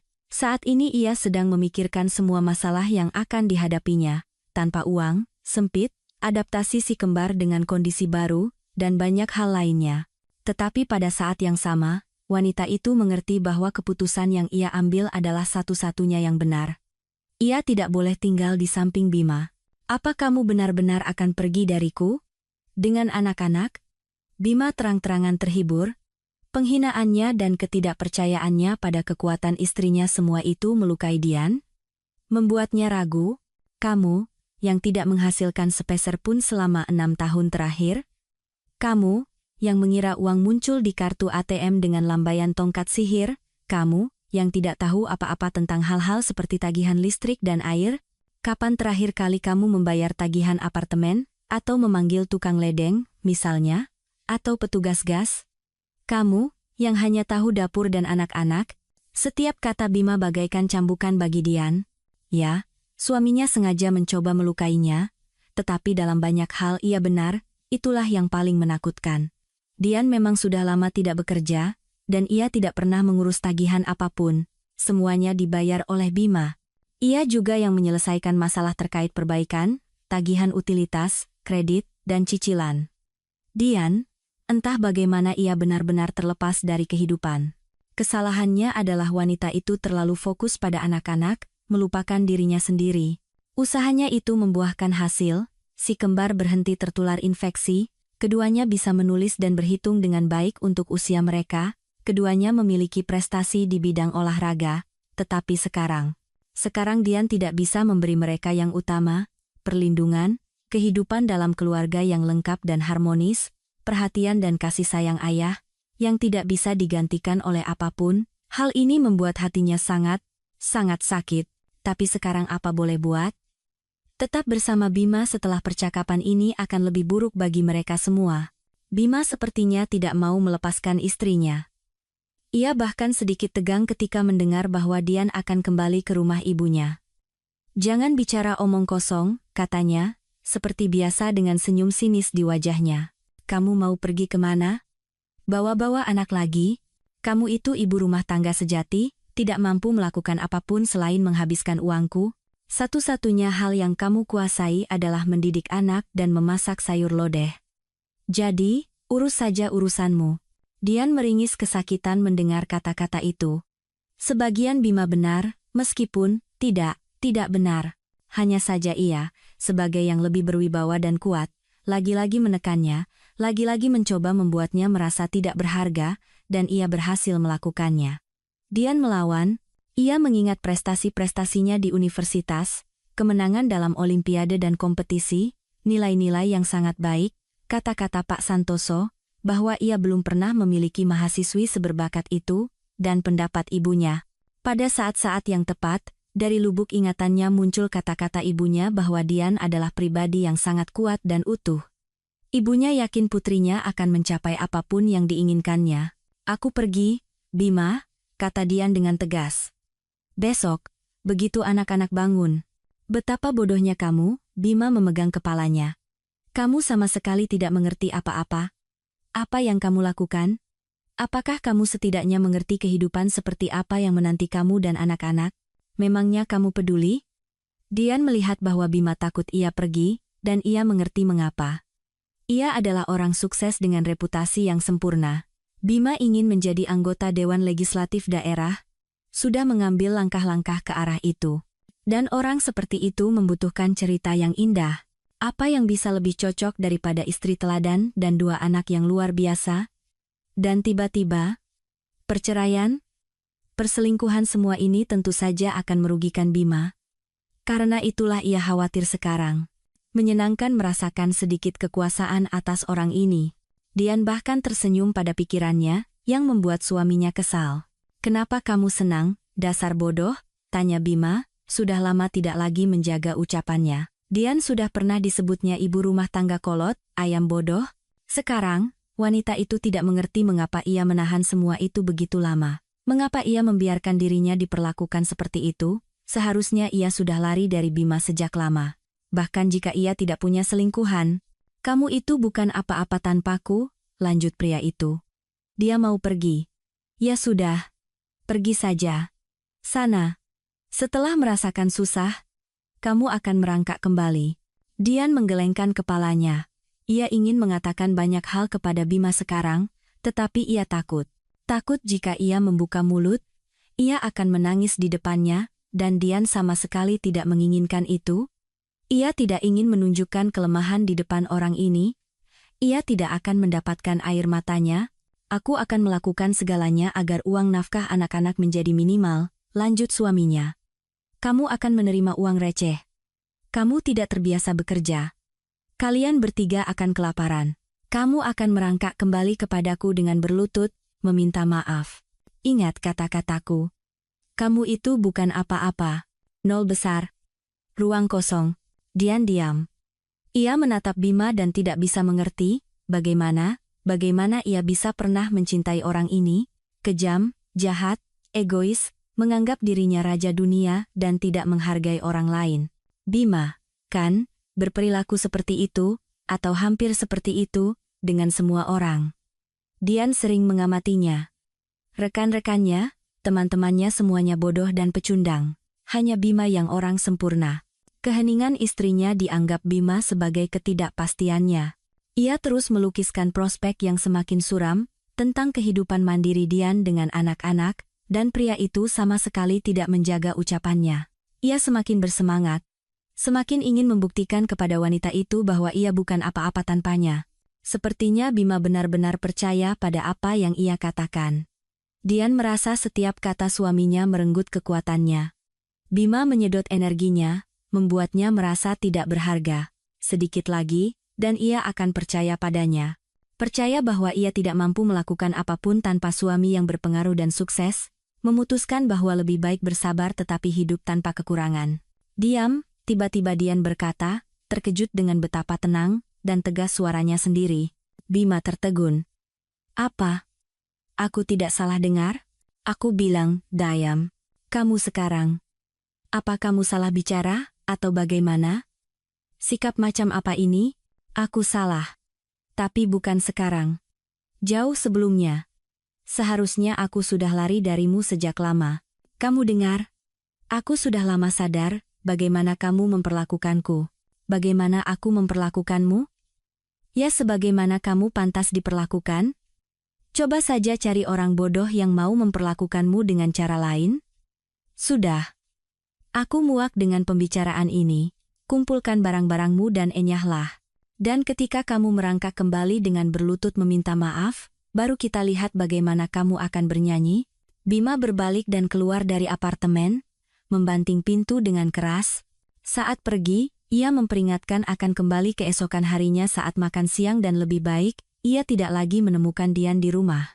Mungkin Bima pergi ke tempat si Clara itu, karena suasana di rumah menjadi begitu tegang hingga seolah-olah percikan api beterbangan di udara.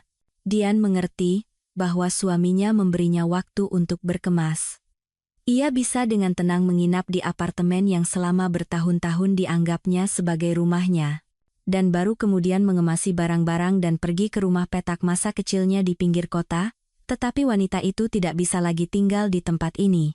Di sini segalanya mengingatkannya pada Bima, pengkhianatannya, dan perilakunya yang buruk. Dian merasa ketika ia pergi dari sini, ia akan merasa jauh lebih ringan. Wanita itu ternyata benar. Ia benar-benar merasakan semacam ketenangan di rumah ibunya. Di sini Dian bahagia, di sini ia benar-benar dicintai dan diterima. Kamar-kamar di rumah masa kecilnya seolah-olah dipenuhi dengan energi khusus. Anak-anak juga merasakan sesuatu. Mereka bersikap tenang dan tampak rileks. Aku suka di sini, senyum Bagas sambil memandangi rumah barunya. Aku juga. Sahut Bening. Meskipun sempit di sini, tapi sangat nyaman dan hangat. Nyaman dan hangat. Tidak ada kata yang lebih tepat. Dian merasakan hal yang sama. Dan dimulailah kehidupan yang sama sekali baru bagi keluarga kecil itu. Dian mendapatkan uang untuk sementara waktu dengan membawa perhiasan yang pernah diberikan Bima kepadanya ke Pegadaian, anting-anting emas, rantai besar, gelang yang bergemerincing. Dian tidak terlalu menyukai pernak-pernik berat dan mahal ini, tetapi Bima bersikeras istrinya harus terlihat terhormat, terutama ketika pergi bersamanya. Dian berpisah dengan perhiasan emas itu tanpa penyesalan, kenangan yang tidak terlalu bahagia terikat padanya. Perhiasan itu diterima dengan harga jauh di bawah harga beli, seperti yang biasa terjadi di Pegadaian. Dian menghitung tumpukan uang kertas yang tidak terlalu tebal itu, dan mendesah sedih. Ia mengharapkan lebih, ya. Setidaknya pernak-pernik ini berguna untuk sesuatu. Keesokan harinya setelah pindah, Dian langsung mengajukan gugatan cerai dan tunjangan anak. Bima bahkan tidak mencoba untuk membujuknya. Dian menghela napas lega, ia sudah bersiap untuk bertarung. Bima membutuhkan reputasi yang sempurna, perceraian sama sekali tidak ia butuhkan. Tetapi pria itu tidak mengatakan sepatah kata pun. Rupanya ia sudah punya rencana baru. Pengadilan memutuskan ayah harus membayar tunjangan anak dalam persentase dari penghasilan. Setelah menerima transfer pertama, Dian tersenyum sinis. Itu hanya uang receh.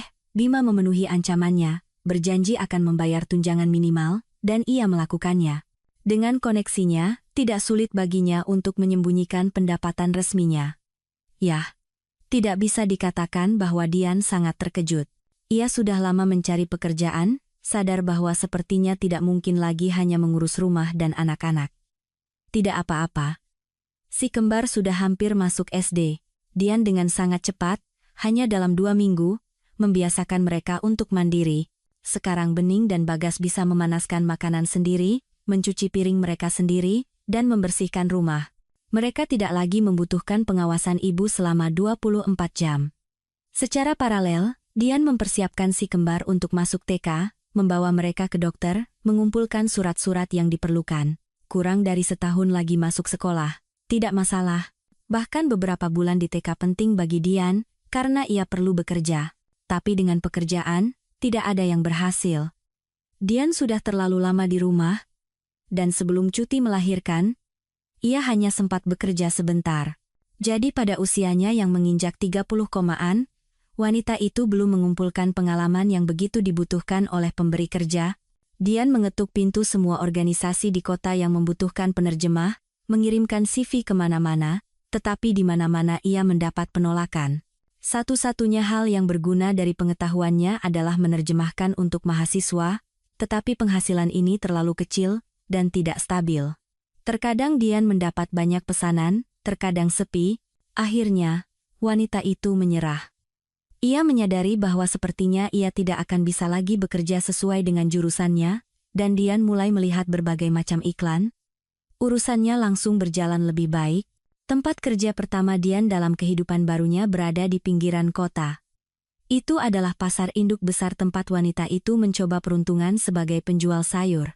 Pekerjaannya tampaknya paling sederhana, menimbang sayuran untuk pembeli, menyebutkan harga, menerima uang.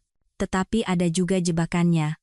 Pemiliknya sering memarahi Dian karena sayuran terlalu cepat menguap. Ia membela diri, membuktikan bahwa semuanya terkendali, membangun rantai yang jelas, jumlah sayuran di awal hari, penjualan, pendapatan. Semuanya selalu cocok bagi Dian. Ini berdagang, kamu mengerti. Bentak pemilik lapak sayur yang marah pada Dian. Di sini sedikit dikurangi timbangannya, di sana tidak cukup ditaruh. Beri bawang busuk beberapa biji ke satu pembeli, selipkan tomat penyok ke pembeli lain. Pembeli tidak akan sadar, tapi kita dapat untung. Itu tidak jujur. Dian mencoba berdebat, tetapi percuma. Pemiliknya hanya semakin marah dengan pernyataan seperti itu. Jujur tidak jujur, dia berfilsafat di sini. Ini berdagang, mengerti?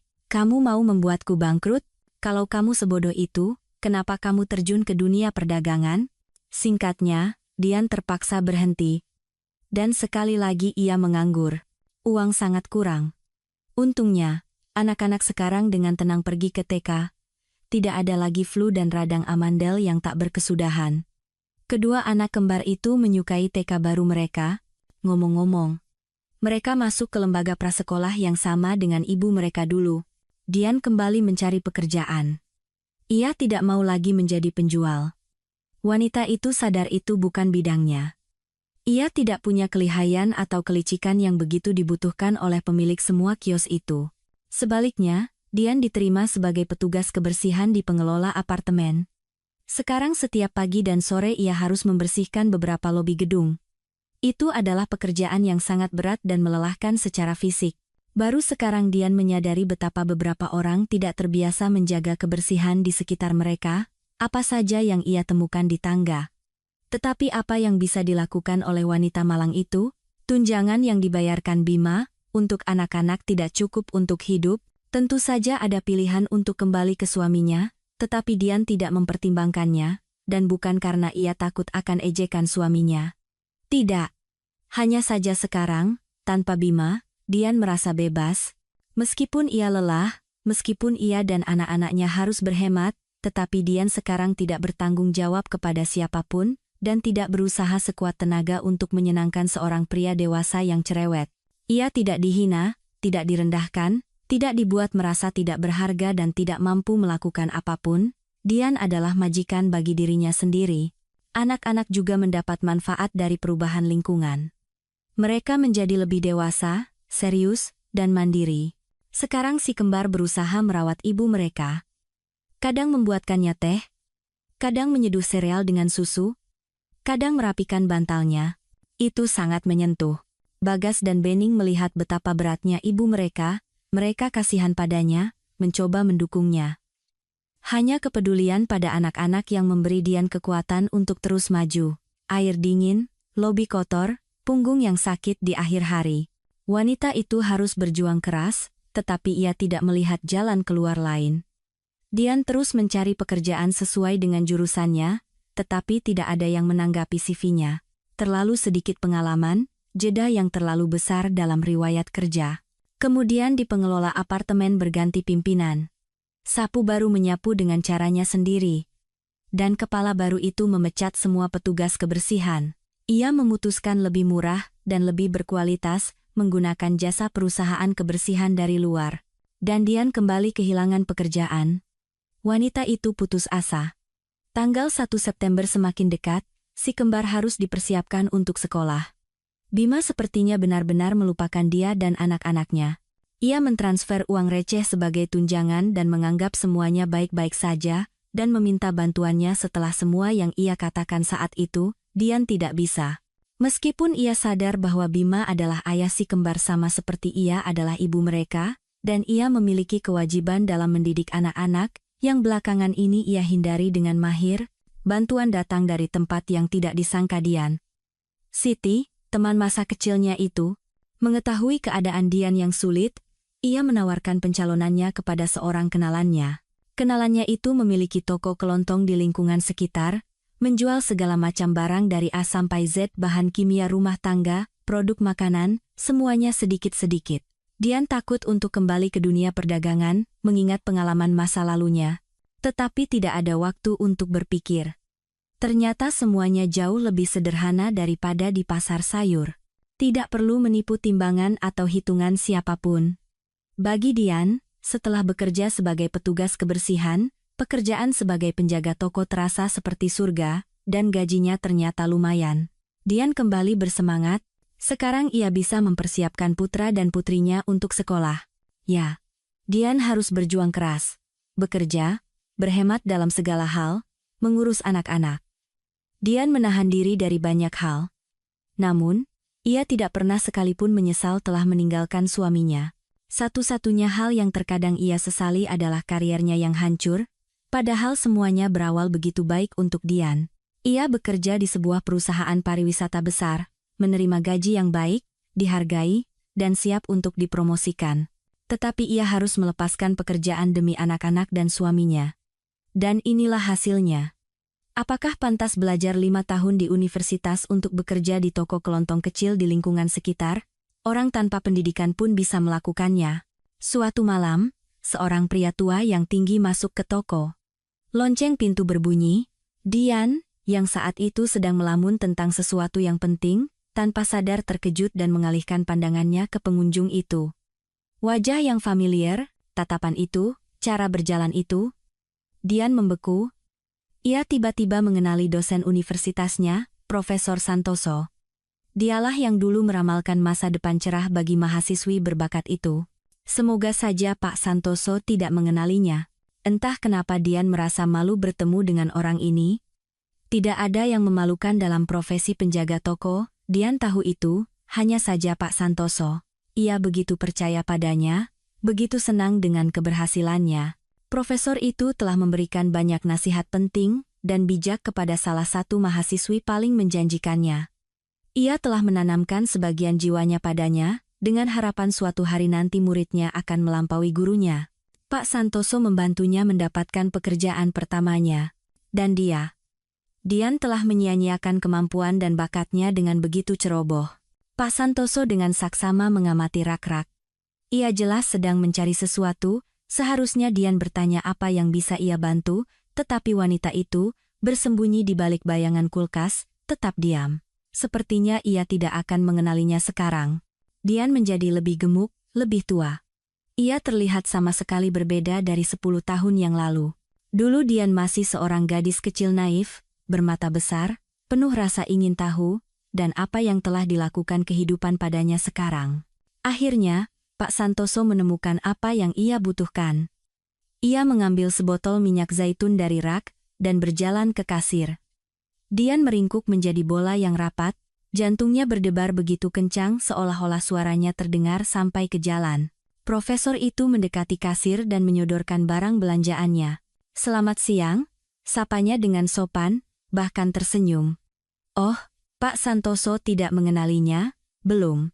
Ia selalu berbicara dengan ramah seperti itu kepada semua orang, cara berkomunikasi yang menyenangkan. "Selamat siang," bisik Dian. Dan saat itulah, Saat itulah profesor itu menatap wajahnya dengan saksama. Dian mengamati reaksinya. Pak Santoso jelas mencoba mengingat dari mana ia mengenal penjaga toko ini. Dian. Akhirnya pria tua itu berkata. Tidak yakin. Ia masih sangat ragu. Tapi tidak mungkin menyangkal. Dian mengangguk dalam diam. Apa yang kamu lakukan di sini? Tanya profesor itu heran. Bagaimana bisa kamu bekerja sebagai penjaga toko? Dengan kemampuanmu itu? Dian bahkan tidak menyadari bagaimana ia menceritakan semuanya kepada Pak Santoso. Mungkin ia sedang terburu-buru, tetapi pria itu tidak menunjukkannya. Profesor itu dengan saksama menangkap setiap kata mantan mahasiswinya, tidak pernah memotongnya. Dan Dian, yang mengejutkan dirinya sendiri, menyadari bahwa ia sudah lama ingin berbagi ceritanya dengan seseorang.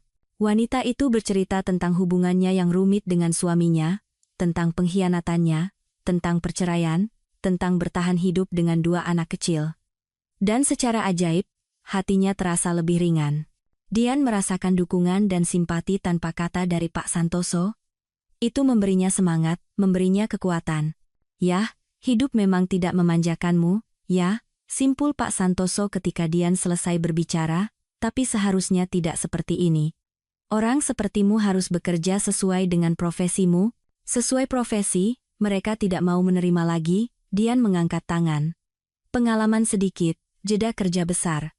Kadang-kadang saya menerjemahkan untuk mahasiswa dengan bayaran kecil, kalau ada waktu. Untuk kesenangan, dan agar tidak kehilangan keahlian. Begitulah nasibnya, rupanya. Nasib, profesor itu bergumam termenung. Nasib mungkin yang mengatur pertemuan kita hari ini. Aku, kan, kebetulan saja berada di daerah ini. Turun di halte yang salah, memutuskan untuk berjalan kaki pulang. Di jalan, mampir ke sini. Ya, menarik sekali jadinya, senyum Dian. Ia tidak lagi malu pada profesor itu, ia jelas mengerti situasinya yang putus asa, dan bahkan merasa kasihan pada mantan mahasiswinya. Sebaliknya, sekarang Dian senang dengan pertemuan ini. Ia kembali berkomunikasi dengan Pak Santoso yang cerdas dan terpelajar. Ia dengan sabar mendengarkannya dan memberinya semangat. Dan dengan penampilannya saja, Pak Santoso mengingatkan Dian pada masa-masa bahagia ketika ia adalah seorang mahasiswi berbakat dan menjanjikan yang memiliki masa depan cerah. Dian tiba-tiba teringat bahwa ia cerdas, berbakat, mampu, dan pekerja keras. Pertama Bima, kemudian keadaan hidup yang terkait dengan perceraian, membuatnya melupakan hal itu. Dian merasa dirinya tidak berharga, menyalahkan dirinya sendiri atas segala hal yang mungkin terjadi, tapi ia tidak seperti itu. Ia sama sekali berbeda, profesor itu mengingatkannya akan hal itu. Begini saja, kata Pak Santoso dengan tegas dan penuh semangat, aku tidak bisa tinggal diam melihat situasi ini, keponakanku adalah pendiri perusahaan Ciptagraha. Perusahaan itu bergerak di bidang jual beli properti di luar negeri. Tentu saja saya tahu perusahaan itu, senyum Dian. Wah, saya tidak menyangka pemiliknya adalah keponakan Anda, saya kira itu orang asing. Bukan. Keponakanku yang mendirikannya. Pak Santoso tersenyum sedikit bangga, dan aku bahkan sedikit membantunya dalam beberapa hal. Tapi dia sendiri hebat, selalu seperti itu. Apakah kamu mau bekerja untuk mereka? Anda bercanda? Saya sudah membanjiri bagian HRD mereka dengan CV, tidak ada jawaban. Saya bahkan menelepon untuk menanyakan apa masalahnya. Jawaban di telepon standar, pengalaman sedikit, jeda kerja besar, dan pekerjaannya sendiri menuntut kualifikasi tinggi. Menjadi karyawan Ciptagraha bagi saya adalah mimpi yang mustahil. Bisa diwujudkan. Bantah Pak Santoso dengan penuh semangat. Tentu saja, CV-mu tidak terlihat bagus. Tapi mereka, kan, karyawan HRD. Mereka tidak mengenalmu sebagai pribadi, sebagai penerjemah berbakat. Aditya nanti akan berterima kasih padaku, karena mendapatkan karyawan sepertimu. Pak Santoso meminta nomor telepon Dian. Dengan suara bergetar karena gugup, Dian mendiktekan angka-angkanya. Ia masih tidak percaya. Di kepalanya tidak bisa dimengerti bahwa hidupnya akan segera berubah begitu drastis.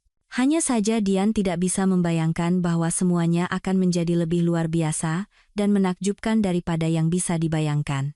Pak Santoso menepati janjinya. Keesokan harinya, Dian ditelepon dari Ciptagraha dan diundang untuk wawancara. Dian gugup seperti sebelum ujian terpenting dalam hidupnya. Ia takut menunjukkan sisi terburuknya, takut mengecewakan Pak Santoso yang telah menjaminnya, tetapi wawancara berjalan sukses. Dian dengan mudah menyelesaikan tugas-tugas yang diberikan oleh pewawancara yang tampak tegas. Wanita itu melihat dari reaksi karyawan yang melakukan wawancara, bahwa ia puas dan bahkan sedikit terkejut. "Kami akan menghubungi Anda dalam waktu dekat," katanya sambil tersenyum hangat kepada pelamar. Dan Dian meninggalkan Ciptagraha dengan keyakinan penuh bahwa memang akan begitu. Ini bukan basa-basi biasa seperti frasa, "Kami akan menghubungi Anda jika ada," melainkan janji untuk menghubungi kandidat dalam waktu sesingkat mungkin. Begitu melihat kantor Ciptagraha, Dian tahu bahwa ini adalah tempatnya.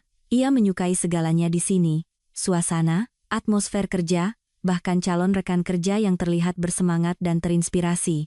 Pekerjaan impian. Dian dihubungi kembali, diberitahu dokumen apa saja yang harus dibawa, dan kapan harus mulai bekerja di kantor. Kebahagiaan wanita itu tak terkira. Bagaimana jika Pak Santoso tidak mengenalinya? Atau sama sekali tidak masuk ke toko kelontong kecil yang kebetulan ia lewati? Sekarang ia tidak mau memikirkannya lagi. Dian menyukai pekerjaannya, begitu pula dengan rekan-rekannya. Sekarang wanita itu datang ke kantor dengan setelan elegan, duduk di meja, menyalakan komputer, dan tenggelam dalam dunianya, menerjemahkan teks dokumen dan pengumuman yang rumit ke dalam bahasa Indonesia yang mudah dipahami, melakukan korespondensi dengan klien asing, terkadang menjawab telepon. Awalnya, rekan-rekan bersikap waspada terhadap orang baru. Di Ciptagraha, hanya yang terbaik dari yang terbaik yang bisa masuk. Di sini bekerja para profesional sejati.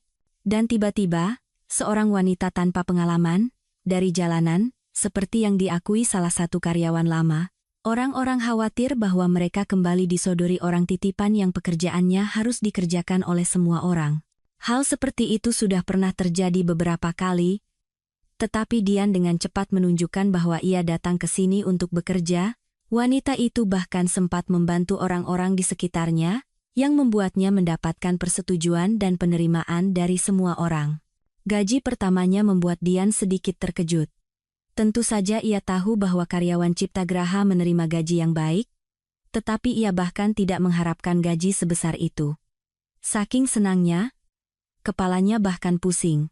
Dian segera memutuskan bahwa malam ini ia akan mengadakan pesta sungguhan untuk dirinya dan anak-anaknya. Masa-masa sulit jelas telah berlalu.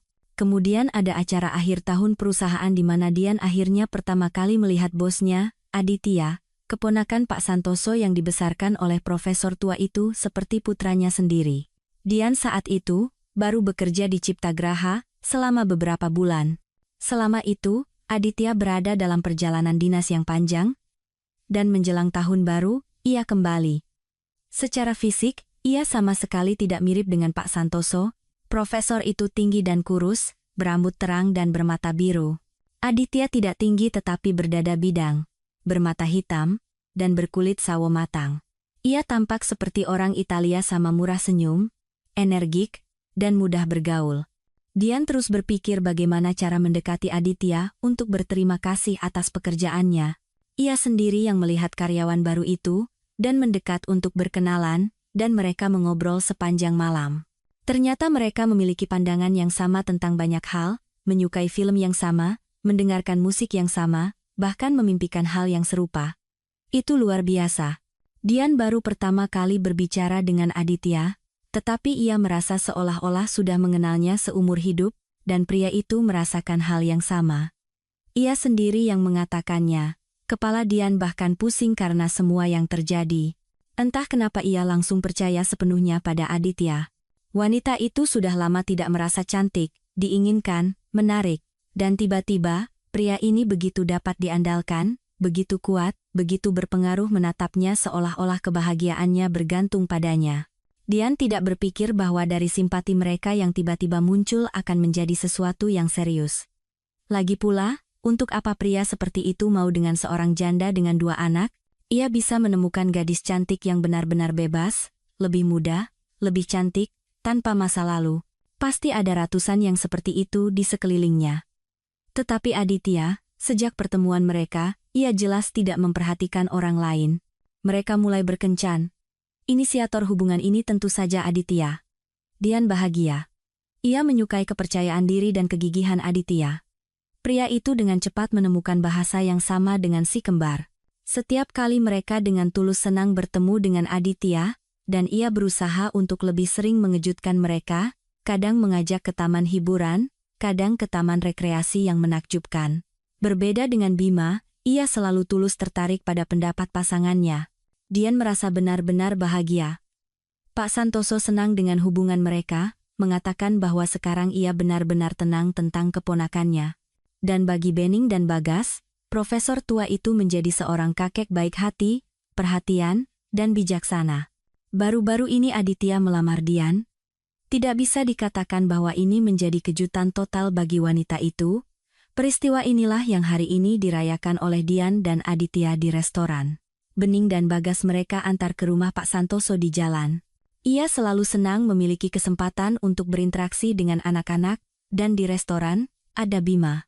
Sombong, dengan setelan mahal yang modis, berbicara dengan segelas anggur di tangannya. Di sebelahnya ada seorang gadis pirang cantik Clara yang sama dari foto di telepon.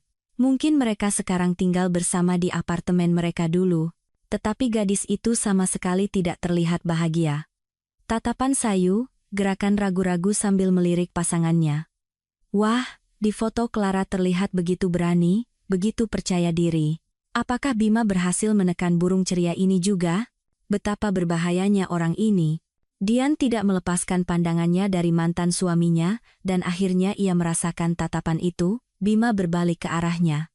Kebingungan sejenak melintas di matanya yang menyipit, ia tidak menyangka akan melihat mantan istrinya di tempat semahal ini. Pasangan itu tidak berkomunikasi, tetapi mungkin dari beberapa kenalan bersama, Bima tahu bahwa Dian berada dalam kesulitan. Mungkin pria itu masih menunggu Dian merangkak kembali kepadanya memohon bantuan. Yah. Sekarang ia mengerti bahwa itu tidak akan terjadi. Aditya mengerti apa yang terjadi, beberapa kali menawarkan Dian untuk pergi, tetapi Dian, yang mengejutkan, merasa tenang. Ia bahkan senang Bima melihatnya seperti ini cantik, sukses, di samping pasangan yang mencintainya. Bima tetap saja mencari momen untuk mendekati mantan istrinya. Dian pergi ke toilet wanita untuk merapikan riasannya. Mungkin Bima melihatnya dan mengikutinya. Halo, istriku, senyum pria itu sinis, menyusulnya di lobi. Halo, Dian tersenyum menawan. Pria ini tidak lagi memiliki kekuasaan apapun atasnya. Sama sekali tidak ada.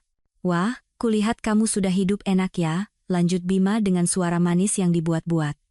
Betapa tidak menyenangkannya dia licik, tidak tulus. Aku tidak menyangka darimu. Mengakui saja, sepertinya pemalu, ibu rumah tangga, tapi bisa hidup enak begini, menemukan mangsa kaya raya, ya, hebat. Bima jelas ingin menyakiti Dian. Ia kembali mencoba untuk merendahkannya, menunjukkan bahwa mantan istrinya itu bukan apa-apa. Wanita itu tersenyum menanggapi upaya menyedihkan Bima ini. Ia belum tahu, bahkan tidak membayangkan, bahwa Dian sekarang berbeda. Trik seperti itu tidak akan mempan lagi padanya. Aku tidak menemukan orang kaya. Aku menemukan diriku sendiri. Merasakan bedanya, Bima berkedip kebingungan, tidak bisa menjawab. Dan Dian dengan tenang melanjutkan perjalanannya.